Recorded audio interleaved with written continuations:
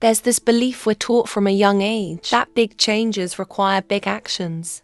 That in order to turn your life around, you have to make huge moves, quit everything, leap into the unknown, hustle until it hurts. But what if that's not true? What if the biggest transformations begin with the smallest steps? What if your entire comeback doesn't start with a bold, dramatic reinvention, but with something quiet, almost invisible, like getting out of bed when you don't want to, like rewriting one sentence of your resume, like taking a 5-minute walk to clear your head, like replying to one message, even though your confidence is shaken, like allowing yourself to imagine for just 1 second that something better could still be waiting for you. We underestimate small beginnings because they don't feel impressive. They don't get applause, they're not Instagram worthy.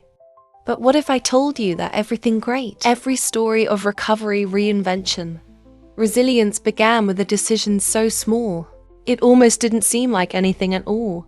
Let me remind you of something that matters more than any job title, promotion or perfect plan. Forward is forward, healing is not linear. Growth is not loud, progress is not always visible. Sometimes it's internal, it's quiet, it's messy sometimes.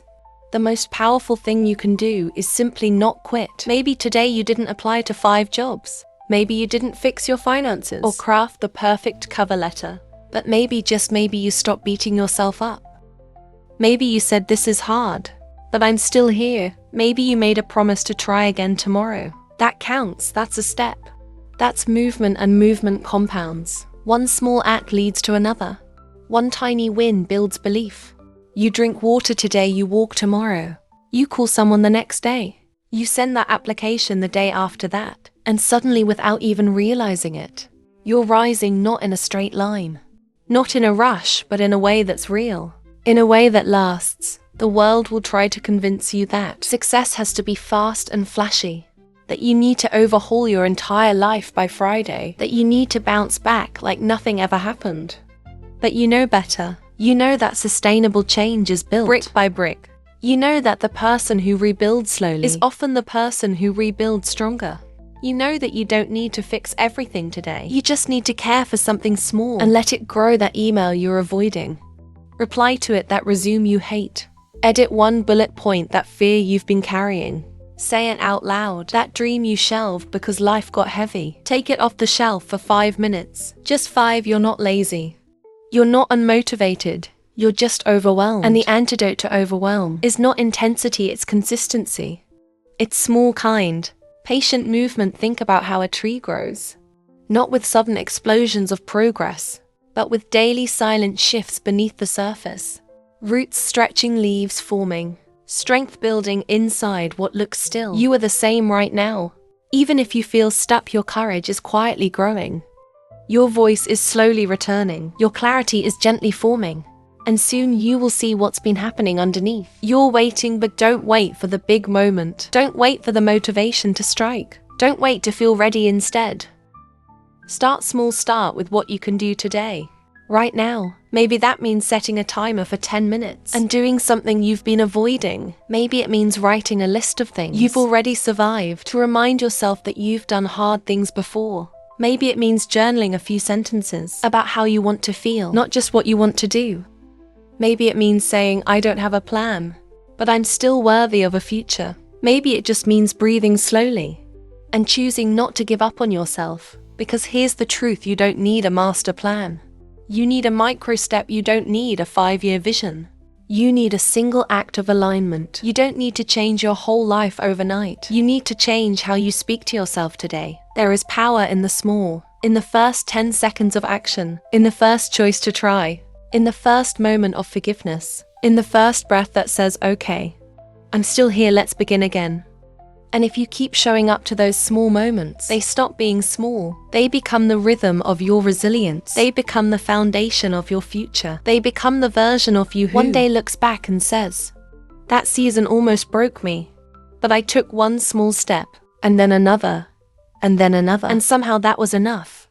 You won't always see the results right away. You won't always feel like it's working, but trust this: when you act in alignment, the results take care of themselves. When you choose to begin over and over, you build momentum, you build belief. You build a life. So today, on this ordinary day, I hope you choose something small, something real, something honest. Not because you're behind, but because you're worth the effort, because your future is watching, because every step forward, no matter how small, is a declaration. I'm not done yet, and that changes everything. Keep going quietly, boldly. Bravely, you've got this, one small step at a time.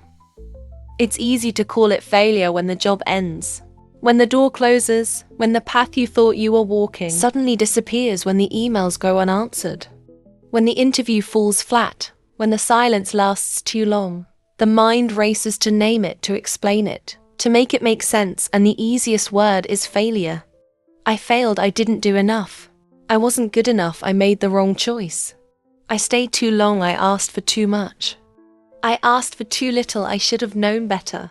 But what if that story is wrong? What if this isn't failure at all? What if this is what it feels like to outgrow the life you've been tolerating? What if the discomfort isn't punishment but evolution?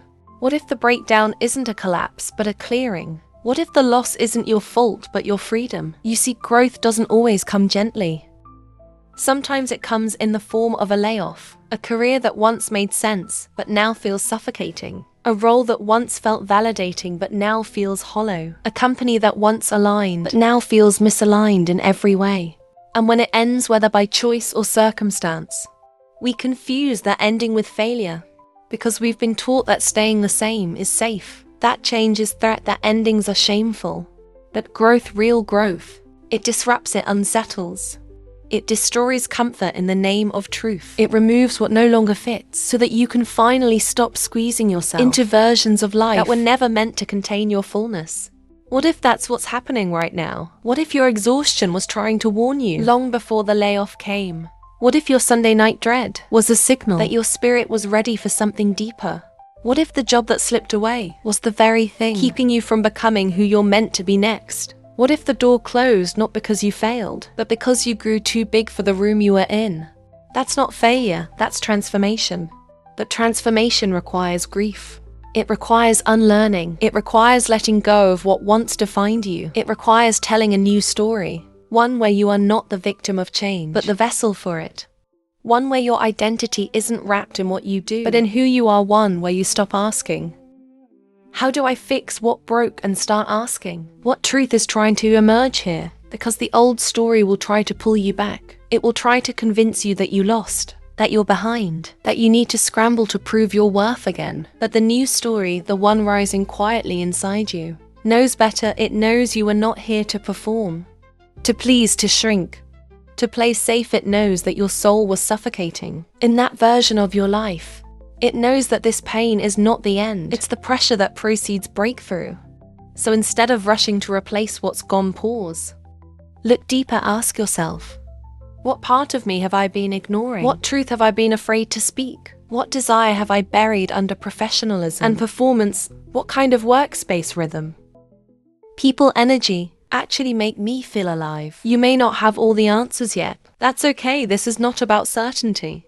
This is about alignment, about choosing what feels true, not just what looks impressive, about returning to yourself, not just returning to the workforce. And maybe for the first time in years, you have the space to ask, what do I actually want? Not what's expected, not what's safe, not what looks good on LinkedIn, but what feels good in your gut, what feels honest in your heart, what feels expansive in your body. Because you're not rebuilding the old version of you. You're becoming someone new, someone braver, someone more honest. Someone who no longer trades identity for security. Someone who no longer overfunctions just to feel worthy. Someone who no longer tolerates environments that drain them. Someone who knows that peace is a success metric too. Someone who knows that silence is sacred, not shameful. Someone who knows that starting over is not failure. It's freedom. You haven't failed.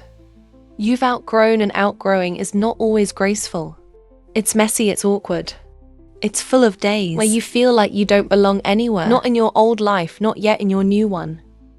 That's okay. That's the space between shedding and arriving. That's the wilderness between the breakdown and the breakthrough. That's the moment when your roots grow deeper than ever before, so that your next rise isn't rushed, but rooted. So don't shrink to fit back into what's gone. Don't rewrite your resume just to play small again. Don't accept offers that are dressed up versions of the thing you just left.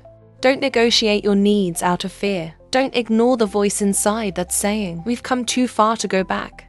Instead, give yourself permission to be in this transition without shame. Give yourself permission to not have all the answers. Give yourself permission to honor what no longer fits, even if it once did. Give yourself permission to stop proving and start choosing. You are not lost.